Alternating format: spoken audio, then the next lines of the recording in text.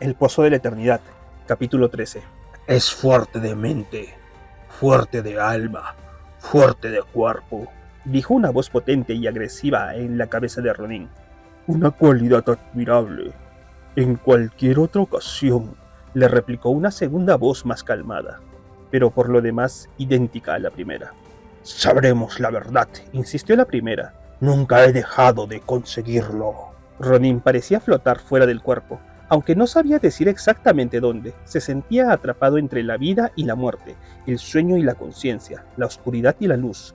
Nada parecía completamente bien ni absolutamente mal. No más, exclamó una tercera voz, que de algún modo le resultaba familiar. Ya ha pasado suficiente, devolvédmelo por ahora. Y de repente, Ronin se despertó en el claro de escenarios. El sol se encontraba en su cenit, aunque el humano no sabía decir si era mediodía o simplemente un truco de la zona encantada. Ronin trató de levantarse, pero al igual que antes, el cuerpo se negó a obedecerle. Escuchó movimiento y de repente el cielo se llenó con el cuerpo astado del señor del bosque. Eres resistente, mago Ronin, tronó Cenarius. Has sorprendido a alguien que no suele sorprenderse. Y además, has defendido tus secretos, por muy temerario que eso pueda resultar a largo plazo. No hay nada que pueda decir. A Ronin le asombró que la boca le funcionara. Eso se está por ver. Sabremos lo que le ha pasado a tu compañero y por qué tú, que no deberías estar aquí, lo estás. El rostro del semidios se suavizó. Pero, por ahora, te dejaré descansar.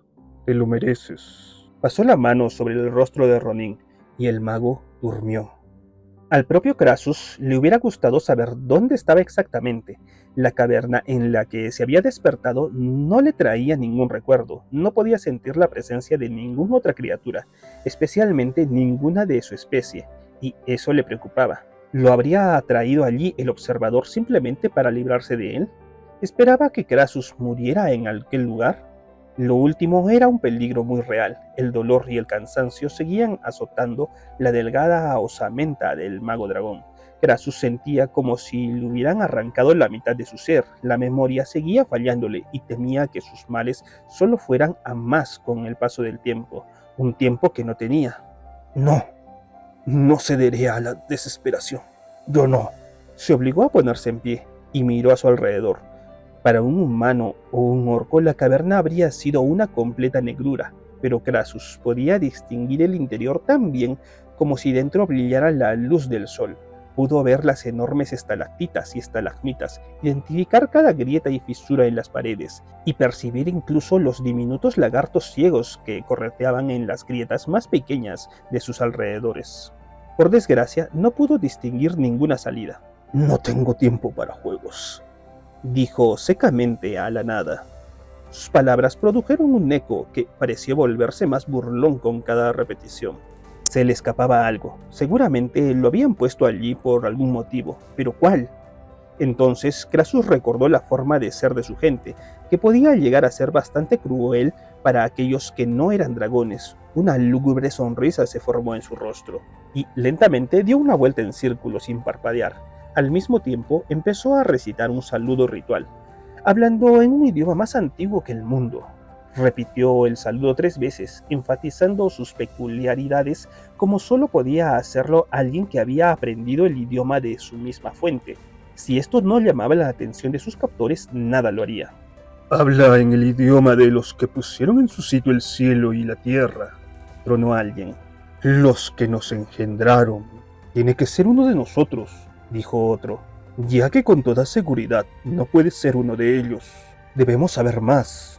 Y de repente, del aire vacío se materializaron alrededor de la diminuta figura 4 inmensos dragones rojos, sentados alrededor de Krasus, con unas alas capaces de abarcar el mundo plegadas señorialmente a la espalda.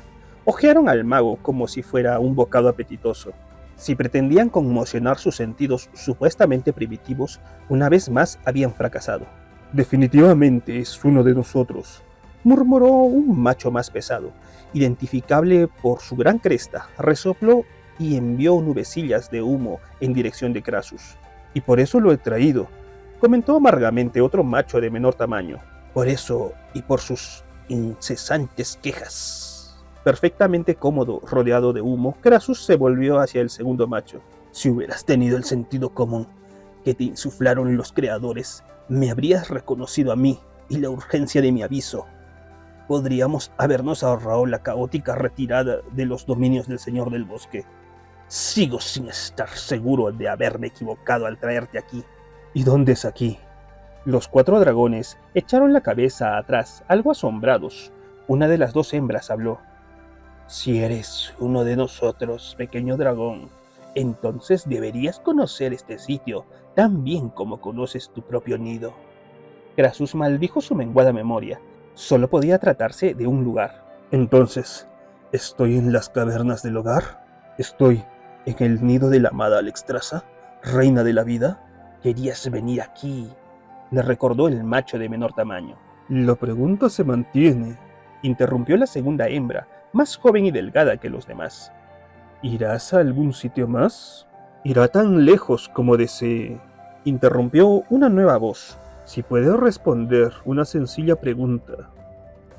Los 4 leviatanes y Krasus se volvieron hacia donde repentinamente había aparecido sentado un quinto dragón, evidentemente mucho más maduro. En contraste con los otros 2 machos, este tenía una cresta impresionante desde la cabeza hasta más debajo de los hombros. Era varias veces toneladas más pesado que el segundo dragón más grande y solamente unas garras más largas que la diminuta figura que estaba entre los titanes. Pero a pesar de su inmensidad y de su claro dominio, sus ojos eran perspicaces y estaban llenos de sabiduría. Él más que ningún otro decidiría el éxito del viaje de Krasus. Si eres uno de nosotros, a pesar de tu aspecto, deberías saber quién soy, tronó el dragón. El mago luchó con sus parcheados recuerdos. Por supuesto que sabía quién era, pero el nombre no le salía, su cuerpo se tensó y le hirvió la sangre mientras luchaba contra la niebla de su mente. Krasus sabía que si no llamaba al gigante por su nombre, lo rechazarían definitivamente, y no podría avisar a su gente del posible peligro que representaba su presencia en este tiempo. Y entonces, con un esfuerzo titánico, el nombre, que debería haber conocido tan bien como el suyo propio, saltó de sus labios. Eres Tiranastras, Tirán, el erudito, consorte de Alexstrasza. Su orgullo al haber recordado tanto el nombre como el título del gigante carmesí debió de ser perceptible, ya que Tiranastras dejó escapar una fuerte risita, casi humana. Pues sí que eres uno de nosotros, aunque todavía no te sitúo. El que te trajo me ha dado un nombre, pero claramente está equivocado, ya que entre nosotros los nombres no se repiten. No hay error alguno, insistió el mago dragón, y puedo explicar el porqué. El consorte de Alexstrasza sacudió la poderosa cabeza. Un hilillo de humo escapó de sus fosas natales. La explicación que das, pequeño, ya nos ha sido transmitida, pero la encontramos demasiado descabellada como para ser cierta. Lo que dices pertenece al reino del eterno Nosdormu, pero ni siquiera él sería tan cuidadoso como para hacer lo que tú has mostrado.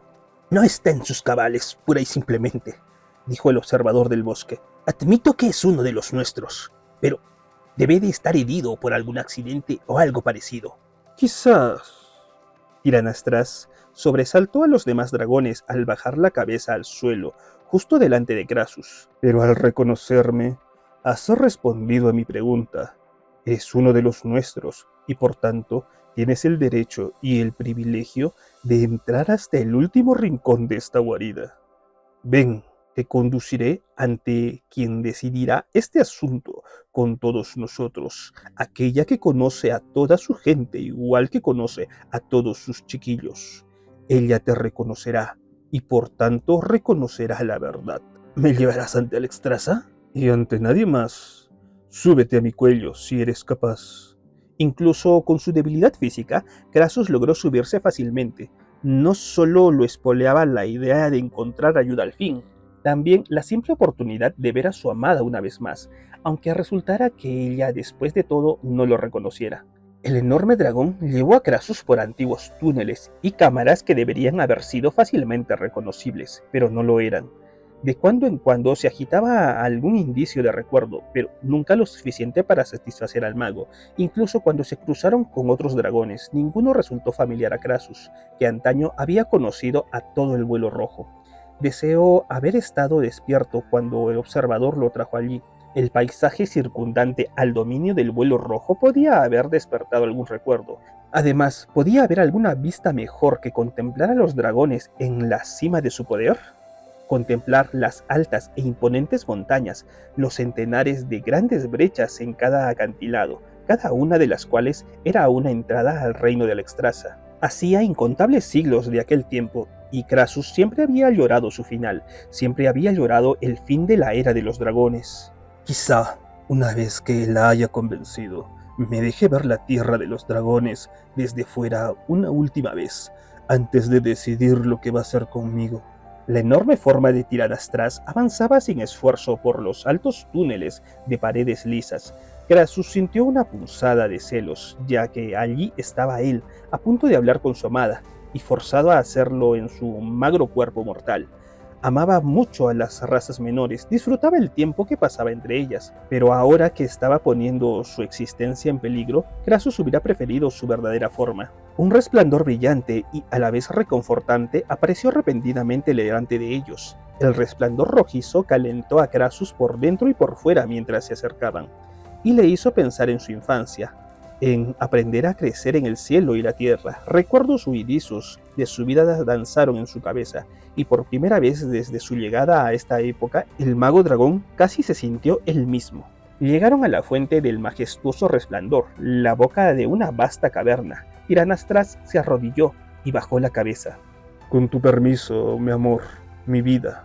Siempre, contestó una voz a la vez delicada y omnipotente. Tú siempre. Krasus volvió a sentir una punzada de celos, pero sabía que quien había hablado lo amaba tanto a él como amaba a Leviatán, en el que iba montado. La reina de la vida no solo tenía amor para sus consortes, sino para todo su vuelo. En realidad amaba a todas las criaturas del mundo, aunque ese amor no le impediría destruir a aquellos que de alguna manera pusieran en peligro al resto. Y esa era una cosa que intencionadamente había omitido mencionarle a Ronin. A Krasus se le había ocurrido que una forma de evitar más daños a la línea temporal podría ser eliminar los objetos que no estaban donde se suponían que deberían estar. Para evitar que la historia se malograse, puede que Alexstrasza tuviera que matarlos al mago humano y a él. Cuando Tiranastras y él entraron, todo el pensamiento acerca de lo que podría pasarle se desvaneció, al contemplar a la que siempre sería dueña de su corazón y su alma. El maravilloso resplandor que empapaba cada rincón y cada grieta de la enorme cámara irradiaba de la propia dragona roja. Alexstrasza era la más grande de su raza, el doble del tamaño del titán en el que iba montado Krasus, y a pesar de eso, en la enorme forma podía sentirse una dulzura innata. Mientras el mago observaba, la reina de la vida movió delicadamente un frágil huevo, lo apartó del calor de su cuerpo y lo colocó sobre una grieta que humeaba, para asegurarlo después. Estaba rodeada de huevos, huevos y algo más. Los huevos eran su última apuesta, una bastante abundante. Cada uno de ellos mediría 30 centímetros, grandes para cualquiera, minúsculos si se los comparaba con quien los había puesto. Krasus contó 3 docenas, solo la mitad se abrirían, y solo la mitad de esos llegaría a una edad adulta. Pero así era la vida de los dragones, un duro comienzo como prólogo, y una vida de gloria y maravillas. La imagen estaba enmarcada por una colección de plantas de flor, que no deberían haber sido capaces de subsistir en tales condiciones, y especialmente bajo tierra. Había hiedras en las paredes y grandes alfombras de flor púrpura. Lirios dorados decoraban la zona del nido y la parte donde descansaba Alexstrasza estaba cubierta de rosas y orquídeas. Las plantas florecían con vigor, alimentadas por la gloriosa presencia de la reina de la vida. Un arroyo transparente, como el cristal, atravesaba la caverna y pasaba justo al alcance de las fauces de la dragona, por si en cualquier momento deseaba dar un sorbo. El tranquilo borboteo del interior de la tierra potenciaba la tranquilidad de la escena. La montura de Krasus bajó la cabeza para que el diminuto jinete pudiera desmontar. Sin dejar de mirar a Alexstrasza, el mago dragón bajó hasta el suelo de la caverna e hincó una rodilla. Mi reina. Pero ella miró al enorme macho que lo había traído. Tiranastras, ¿nos dejarías un rato a solas? El otro leviatán salió de la cámara sin decir palabra. La reina de la vida miró a Krasus, pero no dijo nada. Él se arrodilló ante ella, esperando algún signo de que lo hubiera reconocido, pero no lo recibió. Incapaz de mantenerse en silencio por más tiempo, Krasus jadeó. Mi reina, mi mundo, puede ser que, de todos los seres, tú no me reconozcas. Ella lo estudió a través de las rendijas de los párpados antes de contestar. Sé lo que percibo y sé lo que siento, y debido a eso, he tomado en consideración la historia que les has contado a los otros. Ya he decidido lo que debe hacerse, pero primero, hay otro que debe implicarse en esta situación, porque su augusta opinión me es tan querida como la propia mía, y ya viene. De otra galería emergió un macho adulto, solamente un poco menor que Tiranastras. El recién llegado se movía lentamente, como si cada paso representara un tremendo esfuerzo. Largo, con desviadas escamas carmesís y ojos cansados. Al principio le pareció mucho más viejo que el consorte de Alexstrasza, hasta que el mago dragón se dio cuenta de que no era la edad lo que afligía al dragón, sino alguna enfermedad desconocida.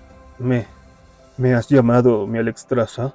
En cuanto Krasus oyó hablar al debilitado gigante, su mundo volvió a ponerse patas arriba, se puso en pie a duras penas y se alejó del macho con abierto desánimo. La reina de la vida notó su reacción al momento, aunque tenía la vista fija en el recién llegado. Sí, he solicitado tu presencia. Perdóname si el esfuerzo te resulta demasiado agotador. No hay nada que no haría por ti, mi amor, mi mundo. Ella señaló al mago, que estaba allí plantado como si le hubiera caído un rayo. Este es... ¿Cómo te haces llamar? Krasus, mi reina, Krasus. Krasus. Pues este es Krasus. Su tono indicó cierta diversión ante el nombre que había escogido. Se volvió de nuevo hacia el leviatán enfermo. Y este Krasus es uno de mis súbditos más amados, mi consorte más reciente y alguien a quien yo acudo en busca de guía. Como eres uno de los nuestros, puede que hayas oído hablar de él. Se llama Corialstras. Galopaban por el serpenteante sendero del bosque. Malfurión ya había empezado a creer que habían despistado a cualquier posible seguidor. Había escogido una ruta que discurría por suelo rocoso y otras zonas donde las zarpas del sable nocturno dejarían pocas huellas, con la esperanza de que cualquiera que lo siguiera fuera en la dirección equivocada. Eso significaba tardar más tiempo del usual en llegar al punto donde se reunía siempre con Cenarius. Pero Malfurión había decidido que tenía que correr ese riesgo. Seguía sin saber lo que pensaría el señor del bosque cuando supiera lo que había hecho su pupilo. Cuando se acercaban al lugar de reunión, Malfurión hizo que su felino fuera un poco más lento. ¡Paramos!, gruñó el orco, que miraba a su alrededor y no veía más que árboles. ¿Aquí? Casi solo faltan unos minutos. Deberíamos ver el roble enseguida. A pesar de encontrarse tan cerca de su destino, el elfo nocturno se puso más tenso. Una vez creyó haber sentido unos ojos observándoles, pero cuando miró no vio más que el bosque tranquilo. Seguía agitado, porque se había dado cuenta de que su vida había cambiado para siempre. Si la Guardia Lunar lo identificaba, se arriesgaba al ostracismo, el castigo más severo que podía caer sobre un elfo nocturno, aparte de la muerte. Su gente le daría la espalda y lo marcaría como muerto aunque siguiera respirando. Nadie se relacionaría con él, ni lo miraría siquiera, ni siquiera Tyrande o Illidan. Y no había hecho más que agravar su delito al dejar que los perseguidores se enfrentaran a la demoníaca criatura, algo que Brox había llamado Bestia Infernal. Si la bestia infernal había herido o matado a alguien del grupo de perseguidores, eso dejaría a Malfurión sin ninguna esperanza de arreglar su situación, y para empeorar las cosas, se habría convertido en responsable de la pérdida de vidas inocentes. Pero ¿qué otra cosa podría haber hecho? La única otra elección habría implicado entregar a Brox a la Guardia Lunar, con destino final en la fortaleza del Alfil Negro. El roble que buscaba apareció repentinamente ante ellos, quitándole a Malfurión la oportunidad de seguir dándole vueltas en la cabeza acerca de sus crecientes problemas. Por el momento, para cualquier otro, no era más que un simple árbol, pero Malfurión sabía que era un centinela, uno que había servido a Cenarius durante más tiempo que la mayoría. Este árbol alto, de grueso tronco y corteza muy arrugada, Había visto crecer el bosque una y otra vez, había sobrevivido a incontables otros de su clase y había sido testigo de miles de generaciones de breves vidas animales. Reconoció a Malfurión mientras éste se acercaba, y las hojas de la amplia copa se agitaron audiblemente a pesar de la falta de viento. Este era el antiquísimo idioma de todos los árboles, y el elfo nocturno se sentía honrado de que Cenarius le hubiera enseñado a comprenderlo un poco. Brox, tengo que pedirte un favor. Estoy en deuda contigo. Pide. Desmonta y ve a aquel árbol, dijo Malfurión señalando al roble. Toca el tronco con la palma de la mano, donde ves esa parte nudosa de la corteza. Era evidente de que el orco no tenía idea de por qué era necesario esto, pero como se lo había pedido Malfurión, obedeció de inmediato.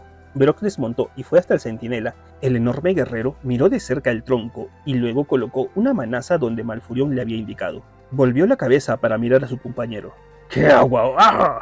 Emitió un gruñido de sorpresa cuando su mano se hundió en la corteza, como si ésta se hubiera convertido en fango. Brox casi sacó la mano, pero enseguida Malfurión le ordenó que se estuviera quieto. No hagas nada, quédate ahí. Te está conociendo. Te picará la mano, pero solo eso. Lo que no le siguió explicando era que el picor significaba que pequeñas raicillas del interior del guardián estaban penetrando en la piel del orco. El roble estaba conociendo a Brox, convirtiéndose aunque muy brevemente en parte de él, planta y animal fusionados. El roble recordaría a Brox para siempre, sin importar los siglos que pasaran. La vena del cuello del orco palpitó desbocada, una señal de su creciente ansiedad. En su favor, había de decir que se mantuvo tan quieto como el roble, con los ojos fijos en el punto donde había desaparecido su mano. De repente retrocedió un paso, ya que su apéndice había sido soltado de forma tan abrupta como había sido cogido. Brox dobló la mano, comprobando los dedos y seguramente también contándolos. Ahora el camino está abierto para los dos, afirmó Malfurión. Con Brox montado de nuevo, el elfo nocturno pasó junto al roble. Al hacerlo, Malfurión sintió un sutil cambio en el aire. Si no se les hubiera dado permiso, Brox y él podrían haber seguido avanzando eternamente y no habrían encontrado el claro. Solo aquellos a los que Cenarius permitía llegar hasta él podían encontrar el camino una vez pasados los centinelas. Las diferencias en el entorno se fueron haciendo más evidentes a medida que la pareja seguía avanzando. Una vivificante brisa los refrescó, los pájaros saltaban y cantaban por los árboles que los rodeaban. Los mismos árboles se mecían alegres, saludando especialmente al elfo nocturno que los entendía. Una sensación de bienestar los inundó a ambos hasta el punto en el que Malfurión llegó a ver un indicio de sonrisa en el tosco rostro del orco. Una barrera de árboles frondosos le cerró bruscamente el paso. Brox miró a Malfurión, que le indicó que debían desmontar. Cuando ambos lo hubieron hecho, Malfurión guió a Brox por un sendero entre los árboles invisibles a simple vista. Lo recorrieron durante varios minutos antes de salir a una zona abierta bien iluminada y llena de hierba alta y flores de coloridos pétalos. El claro del señor del bosque. Pero la figura que había en el centro, rodeada por un círculo de flores, nunca habría podido confundirla con Cenarius. Sentado en el centro del anillo, se puso de pie de un salto nada más ver a la pareja. Miró fijamente a Brox, con sus extraños ojos, como si supiera exactamente lo que era el orco. «Tú», murmuró el extraño en dirección al guerrero de piel verde. «No deberías estar aquí». Brox malinterpretó lo que quería decir. «Vengo con él, mago, y no necesito de tu permiso». Pero la figura de pelo de fuego, ¿a qué raza pertenecía? Eso no podía decirlo Malfurión. Sacudió la cabeza y fue hacia el orco, aunque se detuvo vacilante en el borde del círculo con una mirada de curiosidad a las flores, que a su vez parecían ser las que lo estudiaban ahora. El encapuchado extranjero habló. «Este no es tu tiempo. No deberías existir aquí». Malfurión preparó rápidamente uno de sus propios conjuros, pensando que las enseñanzas druídicas de Cenarius le serían de más ayuda en aquel lugar sagrado que la magia del extraño. De repente el cielo tronó y la omnipresente brisa se convirtió en un intenso vendaval. Brock y Malfurión fueron empujados unos metros hacia atrás y el mago casi salió volando. Tal era la fuerza con la que fue apartado del borde del anillo. «No toleraré esto en mi sagrario», afirmó la voz de Cenarius. A poca distancia, a un lado de la barrera de flores, el fuerte viento recogió hojas y tierra y formó un torbellino. El pequeño tornado aumentó rápidamente de tamaño e intensidad, mientras las hojas y demás pedazos se solidificaban en una imponente figura. y cuando el aire volvió a quedar en calma, Cenarius dio un paso al frente para ojear a Malfurión y a los demás. Esperaba algo mejor de ti, Le comentó tranquilamente al elfo nocturno. pero estos son tiempos extraños, Miró a Brox. y se vuelven más extraños a cada hora que pasa, según parece. El orco gruñó desafiante a Cenarius. Malfurión lo hizo callar enseguida. Este es el señor del bosque, el semidios Cenarius, ante el que te dije que te traería. Brox se tranquilizó un poco y luego señaló al mago encapuchado. ¿Y ese es otro semidios? Es parte de un rompecabezas, contestó Cenarius. Y tú pareces ser otra pieza del mismo. Se volvió hacia la figura que había dentro del círculo.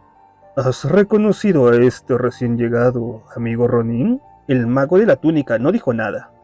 El semidios sacudió la cabeza claramente decepcionado. No tengo intención de hacerte daño, Ronin, pero han pasado muchas cosas que otros y yo consideramos peligrosas y fuera de lugar. Tu compañero desapareció, y ahora este... Se llama Brox, dijo Malfurión. Este llamado Brox, se corrigió Cenarius. Otro ser como no he visto nunca. ¿Y cómo ha llegado Brox hasta mí, estudiante mío? Sospecho que hay una historia que contar. Una historia preocupante. El elfo nocturno asintió e inmediatamente empezó a desgranar la historia del rescate del orco, y en el proceso fue asumiendo todas las culpas. De Tirande e Illidan apenas habló siquiera. Pero Cenarius, mucho más viejo y sabio que su pupilo, leyó entre líneas gran parte de la verdad. Ya dije que tu destino y el de tu hermano tomarían diferentes caminos. Creo que ya habéis llegado a esa bifurcación, lo sepáis o no. Eso es algo para hablarlo con tiempo. El semidios pasó junto a Malfurión y Brox y se quedó mirando fijamente al bosque. Alrededor del claro, las copas de los árboles empezaron a mecerse en gran agitación. Y en estos momentos no tenemos tiempo. Mejor que os preparéis, tú incluido, amigo Ronin. ¿Yo?, espetó el mago. ¿Qué pasa, Sando? Malfurión podía sentir la furia de los árboles. El cielo soleado se llenó de truenos y el viento volvió a tomar fuerza. Una sombra cayó sobre el majestuoso rostro de Cenarius, una sombra oscura que hizo que incluso Malfurión sintiera miedo de su maestro. El señor del bosque estiró ambos brazos, como si fuera a abrazar algo que nadie más pudiera ver. Nos van a atacar, y me temo que ni siquiera yo pueda ser capaz de protegeros a todos. La solitaria bestia infernal había seguido el rastro como no podía ningún otro animal o jinete, olfateando no el olor de su presa, sino la magia de ésta. La magia y la hechicería eran un sustento tanto como la carne y la sangre, e igual que toda su especie, la bestia infernal siempre estaba vorazmente hambrienta. Las criaturas mortales no habrían notado la magia del roble centinela, pero el demonio sí. Cayó sobre su presa inmóvil con ansia, lanzó sus tentáculos y los clavó en el grueso tronco. El roble hizo todo lo que pudo para combatir a su inesperado enemigo. Las raíces trataron de enredar las zarpas, pero la bestia infernal las evitó. De lo alto cayeron ramas sueltas que golpearon inútilmente la gruesa piel del monstruo. Cuando aquello no funcionó, el roble empezó a emitir un peculiar lamento que fue ganando en intensidad. Pronto llegó a un nivel inaudible para la mayoría de las criaturas. Pero para la bestia infernal el sonido se convirtió en agonía. El demonio gimoteó y trató de cubrirse la cabeza, pero a la vez se negaba a soltar al viejo guardián. Las dos voluntades se enfrentaron, y al final la bestia infernal resultó ser más fuerte. Con su magia inherente cada vez más agotada, el roble se fue consumiendo más y más, hasta que finalmente cayó como el guardia lunar, muerto en el cumplimiento de su deber tras miles de años protegiendo con éxito el camino. La bestia infernal sacudió la cabeza y olfateó el aire ante sí. Los tentáculos se estiraron, pero la bestia mantuvo la posición. Había crecido al absorber la antigua magia del roble y ahora era casi el doble de grande que antes. Entonces tuvo lugar una metamorfosis. Una oscura radiación negra rodeó a la bestia infernal y envolvió al demonio por completo. En su interior la bestia se retorció en varias direcciones, como si estuviera intentando escapar de sí misma. Y cuanto más lo intentaba, más éxito tenía. Una cabeza, 2 cabezas, 3, 4 y luego 5. Cada cabeza tiró con más fuerza, más y más. Las cabezas fueron seguidas por gruesos cuellos, robustos hombros y luego musculosos torsos y patas. Alimentada por la potente magia del anciano guardián, la bestia infernal se convirtió en una manada. El gran esfuerzo debilitó momentáneamente a los demonios, pero se recuperaron en cuestión de segundos, al saber que más adelante había más alimento, más poder. Las apremiaba a seguir. Las bestias infernales se lanzaron en dirección al claro, como una sola.